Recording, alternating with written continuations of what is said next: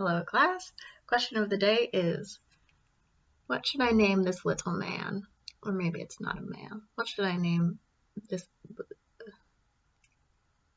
It's a turtle. Name it. There was a dumpster fire at my job today, which I think just encapsulates so much. Moving on. Today we're going to be talking about frequently asked questions at this stage in the process of writing your annotated bibliographies. One, there is the way that I've scaffolded this rough draft, because it's different than the way that I structured your rough draft for your social narratives. Your rough draft for your social narratives was a shitty rough draft, get it all out at once, and then work on it slowly. I scaffolded two assignments differently because everyone has different writing styles that work for them. So for some of you, the shitty rough draft process for the social narratives worked really well, and you feel like that was a really freeing way for you to try writing. For others, it might be a little more helpful for you, and it might work better for the way that your brain works and the way that your writing works, to write something in small pieces and polish as you go and sort of learn more about the genre with sort of every little entry. So you'll also notice that the revision period for this project is a lot shorter. It's because you're going to be getting feedback along the way about your single annotated bibliography entries. And that means by the time you submitted your rough draft, you probably already know what you need to do. This is really different from the social narrative, where you submitted one rough draft of everything, you got all of that feedback, and then you applied it. So that's why I have you do 1 and then 2 and then 3 entries. That brings me to the next frequently asked question, which is about how many you eventually need to write. You only have to write about 6 sources. So I had you find 10 sources, and now you're narrowing it down to a little less than half. Why do I do that? Why did I make you find 10 in the first place? Why couldn't I just tell you to find 6? Generally, when you're doing research, only about half of the sources that you find and like based on your first impression end up working for your project. And that comes from two main reasons that could happen. One being that as you did your research, you developed your question further and you came to a greater understanding of what your actual research project is. And so that might mean that your research question was a little bit too specific.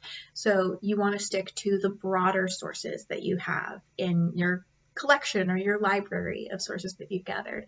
Or maybe your question was too broad, and then you want to choose the more specific sources. The other thing that inevitably happens, and doesn't mean that you did a bad job of researching, but if you pick a source based on a title and an abstract, sometimes it doesn't actually end up being as relevant as you thought it was. That happens. That's normal. That's a part of the process.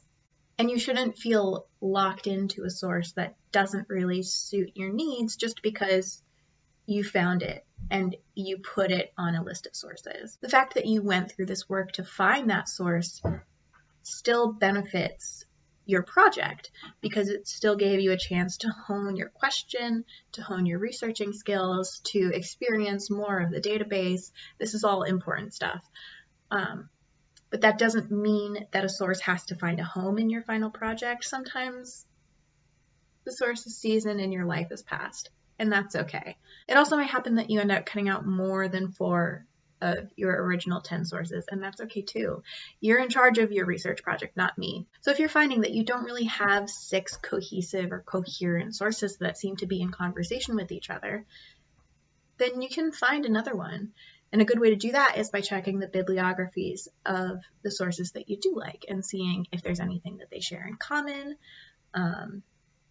if there's anything that seems interesting, if there's anything that seems especially important.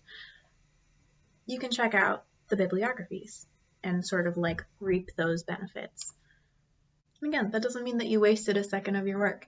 It means that you are learning and growing as a researcher, and that's really cool. That's awesome. It means your standards are higher than they were when you started. And that's really cool. As long as you end up with 6 peer-reviewed sources that are about the same topic and that you're proud of and that you're happy with, we're good and we're chill. Which brings me to the third frequently asked question, which is, what is this supposed to look like at the end? what is this final draft supposed to look like? Even what is your rough draft with 6 supposed to look like? So your annotated bibliography is going to be on one document in the end. All 6 annotated bibliography entries will be in one document, sort of consecutively, but it's not going to look like a research essay, which is going to feel weird. It feels a little strange, but it's okay. So you'll have one heading up at the beginning with your name and the date, the title, which can just be annotated bibliography, colon, and your research question. And then your first citation, the 3 paragraphs. Your second citation, the 3 paragraphs, all in order. You can do page breaks between your annotated bibliography entries or not. That's up to you. You can put it in single-spaced with extra spaces between paragraphs, or double space it with no extra spaces between paragraphs. Your heading should only appear once. So that's your name and the date. That should only happen once. Sometimes it gets in there before every single entry because people wrote them separately, but it really is supposed to read as one piece of writing by this person. And so you only want the header and the title to appear one time. And the other important thing to remember is that always with APA citations, you want things to be in alphabetical order. So that's the order that your 6 citations are going to come in. It's not necessarily the order that you wrote them in, but the author's last name in alphabetical order. So those are the answers to my most frequently asked questions. And that's how this scaffolding process works, how this writing process works, why I do it that way, how many sources you're expected to have in your final annotated bibliography and why, that's 4, and what it's supposed to look like in the end when all 6 sources are put together. So that leaves us in a place where you are working on sort of these 2 symbiotic, simultaneous projects, which is using your research that you have to sort of redefine the boundaries of your research question, reword your research question, revise your research question, and also using your own understanding of your research inquiries and your curiosities to refine the research that you have. So they kind of go back and forth and they affect each other. I'm so excited to start reading what you guys have about your research. You guys get to teach me so much about so many different topics, which is just the best. On Monday of next week, we'll meet on Microsoft Teams, and on Wednesday, you will do another peer review. It'll be set up the same way where I email out 2 pairs of students. Yeah, I'm excited to see you. Excited to read your work. Don't forget to, oh God, I threw him. Don't forget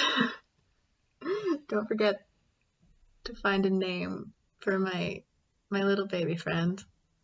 He's blue and has little spots, and one of his ears is broken. Can you see that? No.